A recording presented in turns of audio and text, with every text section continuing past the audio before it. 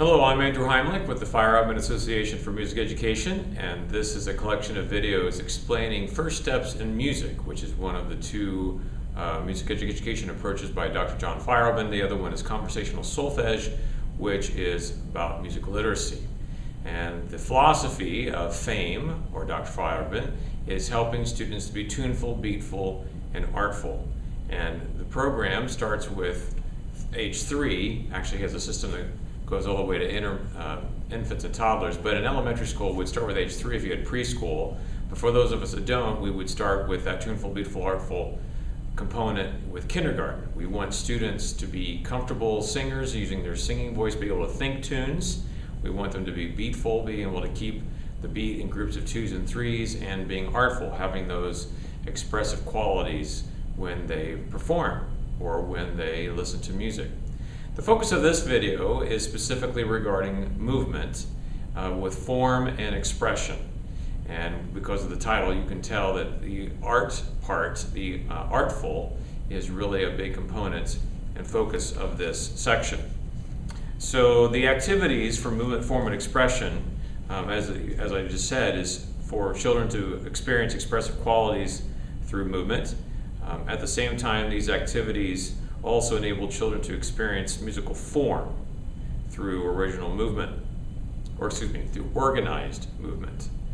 Classical music examples, songs and rhymes will be used, and when using songs and rhymes, the motion should be performed in the expressive spirit of the song or rhyme, and so forth. So there are basically 4 components in the movement, form, and expression. Finger plays, where you are focusing on the arms and upper body. Action songs, where you're working with the whole body. Circle games, where you have the community aspect, where you're working with the whole group. And then with classical music, where you're listening to music and moving expressively.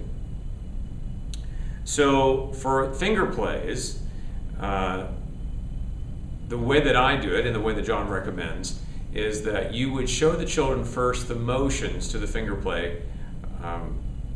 You could do it a couple ways. You could just do the motions only and just have them watch you, or you could say the poem or sing the song that have the words or have the motions to it, and they just watch. So the very first one that I teach is called Chop Chop Chippity Chop, and I show them the motions. So I show them the first motion, I show them the second motion, and the third motion, and then the last motion. And then I ask the students to do the motions with me as I'm doing them. So I'm not saying any words, they're just experiencing the movements, finding how they order and how they go. And then I would then say the words to the poem while they did the motions. And remember, the teacher sings for the class, not with the class, in this case speaking. But they're only doing the motions and you're doing all the speaking. So I would say the poem, and I would explain that it's about chopping up food, and I would pick some pretend food. Let's pretend that we're cutting up carrots. And I would say the poem. Chop, chop, chippity chop, cut off the bottom and cut off the top. What there is left we'll put in the pot. Chop, chop, chippity chop.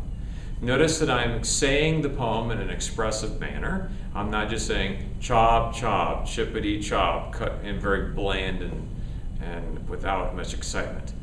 But we want to instill and model in our students expressiveness in our music making. A lot of times in elementary music, we get so focused on the text and the rhythm and the melody, we forget, as John likes to talk about, the art part. And so we want to make sure that when we are modeling and performing these poems and songs, that we're showing the children how to be expressive. So anyway, after they've experienced doing the motions and hearing me say the poems, we'll do that at least 4 times. John calls it the 4x4 method, so that the students would at least hear a song or a rhyme 4 times in 4 different lessons. And the research shows that if students have had that experience hearing those songs and poems at least 16 times, then they will own it. They'll have assimilated that poem. So the first lesson, they're just doing the motions, you're saying the poem.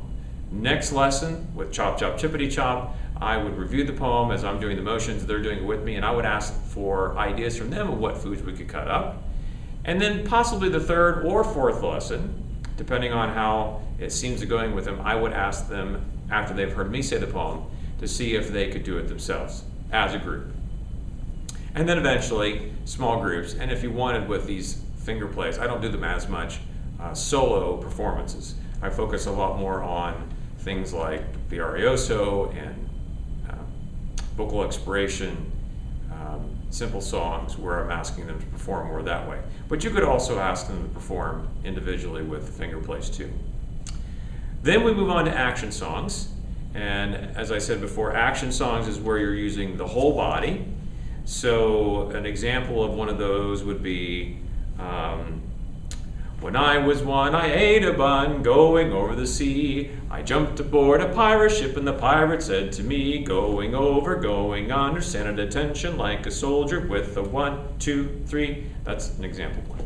And it goes through multiple numbers, and you move your feet, you move your arms, and so there's all these actions that are happening during that song. Again, I would probably show maybe the first verse or 2 verses without singing, and they just would copy my motions, and then I would say something to the effect, now boys and girls, I'm going to sing the rest of the song, just copy what motions I'm doing. And again, the first lesson, I'm going to just sing the whole thing. Now because there's repetition in the verses, I'm not going to sing the song 4 times, because that would be, if I go from 1 to 10, that would be 40 times that they would hear the melody. So because they're at least hearing the melody 4 times by going through the song, they're actually hearing the melody 10 times. That one you would just do a standalone. But again, multiple lessons where they would just listen, do the motions, and they're learning it by a whole song approach. And then eventually, after 3rd or 4th lesson, and they've heard me sing the song, I would say, boys and girls, let's see if you can sing the song. Now this one has a lot of words and text to it, so you might have to remind them what words have to go in certain places, just because of how the words are in it. It's not repetitious like chop, chop, chippity, chop. Circle songs, circle games, is where the whole group is participating, and there is a hierarchy in the order of how you do those things. You want to start off with circles that are stationary, where they don't move, and only one child is moving around, or 2, so like a chase game. Charlie over the ocean, Charlie over the ocean, Charlie over the sea, Charlie over the sea. Charlie caught a big fish, Charlie caught a big fish, can't catch me, can't catch me. So it's like Duck, Duck, Goose. And that's also an interesting song because it's also a fragment song. It's an echo song too, so it has dual ability. But in that game, the circle is stationary, the children are sitting, and one child is walking around, and at the end of the song, they tap or they drop an object behind someone and they chase them around the circle. Eventually, the goal is for the stationary circle to become traveling, and you might want to start with one person, and then add a second person, then a third, then a fourth.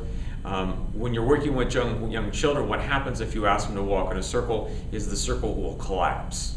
And it's because they're following their toes, and if their toes are even pointing slightly into the middle of the circle starts to close. Now over time, the idea is having them feel the moving around a circle alone, they'll feel how that circle stays big. But it does take time and effort to learn that information. So when you do traveling in a circle, you don't want to hold hands because again, that will just collapse the circle. And then eventually, when they get older, then you can maybe add the hands. So again, the order is stationary that becomes traveling, where you have one child moving with the 2, and then eventually the whole circle, no hands, and then eventually hands. And then while the children are learning these poems and songs and doing all these different activities, they're also experiencing form. If there's a verse and a chorus, if there's multiple verses, and feeling how the music is organized. And then that leads us to the component of moving with classical music. And John has a couple DVDs called Moveits. This is Move It 1, this is Move It 2. And there's a CD and a DVD in each one, so you can look at the examples of that he and Peggy Lyman, I'm sorry if I said her last name wrong, created for moving to classical music. If you join FAME, on the FAME website, there are multiple others that many teacher trainers like myself have created as supplemental Moveits. the main thing with Moveits is that you want the children to be listening to the music as they move. And the way that I do it in my classroom is I learn the motions myself and I have the students copy me. And Peggy talks about that, because she was a Martha Graham dancer, that when you move, that it's to be more artistic is to watch your hands, if you're using your arms, to use your face and follow the hands as you move. And that's what I try to do, as you'll see demonstrated on the DVD. Now the challenging with the things with that is if you're in the classroom, you might have a child who's not on focus and so forth, so you might have to look at that child and remind them to pay attention to yourself. There will be times I will put the DVD in and have them watch it that way. On the DVD you have adults and children of different age levels, and so they can see a diversity in the group. I think that's also beneficial. But they are wonderful, especially at this time with COVID, where you can't do things together, and so they can still be expressive in their music making. And then also John has other supplemental books. This one here is on finger plays and action songs, and here's one on beginning circle games. So I hope that was helpful.